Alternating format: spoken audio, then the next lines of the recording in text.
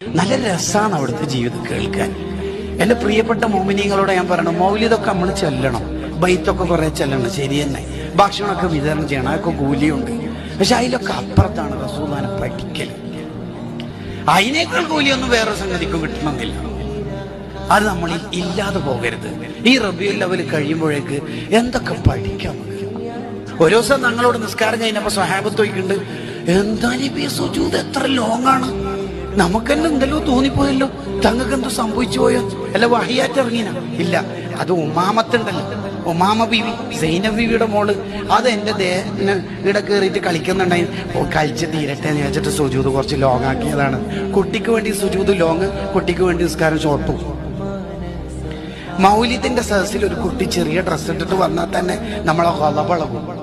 എന്താ മഹബത്തല്ലേ അല്ലേ? ശരിക്കും പറഞ്ഞാൽ റസൂലുള്ളാഹിനോടുള്ള മഹബത്ത് എന്ന് പറഞ്ഞാൽ റസൂലുള്ളാഹിന്റെ സ്വഭാവം നമ്മളെ ജീവിതത്തിൽ